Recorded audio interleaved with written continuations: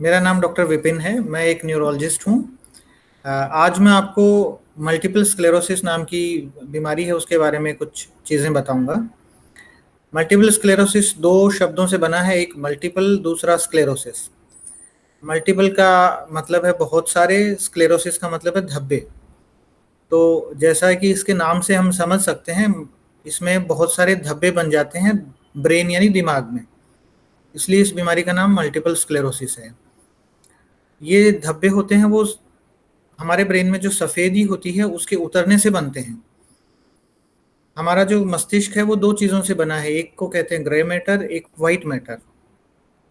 तो जो white matter है वो अपनी जगह से हट जाता है, जिसको कहते हैं सफेदी उतरना। और वो सफेदी उतरने से ये धब्बे बन जाते हैं बहुत सारे, इसीलिए इसका नाम मल्टीपल स्क्लेरोसिस रखा गया है। आमतौर पे ये बीमारी 15 से 50 साल के बीच में होती है। और ये देखा गया है कि फीमेल्स में ये बीमारी मेल्स की तुलना में थोड़ी ज़्यादा मिलती है। इस बीमारी के लक्षण भी अलग अलग होते हैं। जैसा मैंने आपको बताया कि दिमाग में अलग अलग धब्बे बनते हैं, जहाँ धब्बा बनेगा वहीं के लक्षण आएंगे। ज़्यादातर इसमें शुरुआत में आँख की जो नर्व होती है, जिसको हम ऑप्टिक नर्व बोलते हैं, वहाँ धब्बा बनता है। और उस वजह से सबसे पहले आँख में रोशनी में कमी होती है। कई बार रोशनी में बहुत ज़्यादा कमी हो जाती है अचानक, कई बार थोड़ी कम होती है, आदमी को एहसास नहीं होता और उसे लगता है मेरा चश्मे का नंबर चेंज हो गया है, या थोड़े टाइम बाद धीरे धीरे वो कुछ केसेस में ठीक भी हो जाती है, अपने आप ही वो पहली बार रिजोल्व हो जाती है। फिर कुछ समय बाद, कुछ महीनों बाद या कुछ केस में सालों बाद भी दोबारा से अगर सफ़ेदी उतरती है आँख में, तो फिर अचानक से रोशनी में बहुत कमी हो जाती है। इसके अलावा ये भी देखा गया है कि हाथ में अचानक से सूनापन हो जाना, अचानक से पाँव में सूनापन हो जाना, चलने में परेशानी होना, चलने में लड़खड़ाहट होना, बोलने में लड़खड़ाहट होना और चक्कर आना, इस तरह की दिक्कतें भी इसके मल्टीपल स्क्लेरोसिस के शुरुआती लक्षणों में हो सकती हैं। आमतौर पे ये लक्षण लकवे से मिलते-जुलते होते हैं, लेकिन ये देखने में आता है कि लकवा करीब-करीब 50 साल के बाद होता है और ये लक्षण 15 से 50 साल के लोगों में होते हैं। मल्टीपल स्क्लेरोसिस के जो लक्षण हैं वो 15 से 50 साल में ही मिलते हैं।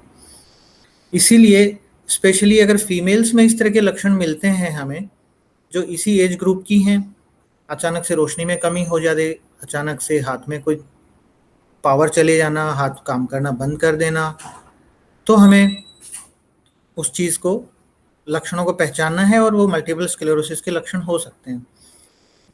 अब इसका जो इलाज है वो मेनली एमआरआई से, इसका जो निदान है, डायग्नोसिस है, वो मेनली एमआरआई से होता है। एमआरआई में तरह-तरह के दिमाग में अलग-अलग तरह के धब्बे दिखाई देते हैं। कुछ जांचें और भी होती हैं जिनसे हम ये तय करते हैं कि ये धब्बे मल्टीपल स्क्लेरोसिस के ही हैं, दूसरी बीमारी से नहीं हैं। एक बार ये तय होने के बाद उसका ट्रीटमेंट शुरू होता है। ट्रीटमेंट अगर समय से लें और नियमित रूप से लेते रहें, तो फिर ये आगे जो नए धब्बे बनने की प्रक्रिया है वो धीमी हो जाती है और कुछ केस में वो धब्बे बनना बंद भी हो सकते हैं।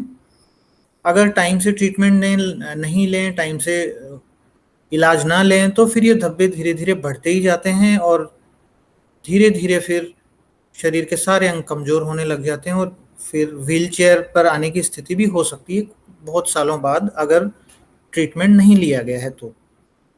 आजकल इसका काफ़ी अच्छा और नया ट्रीटमेंट पूरी दुनिया भर में ही आ रहा है। आज से अगर 10 साल पहले की बात करें तो कोई बहुत अच्छा ट्रीटमेंट भी नहीं था और जो ट्रीटमेंट उपलब्ध था वो बहुत महँगा भी था। साधारण आदमी के लिए उसको वहन करना बड़ा मुश्किल था।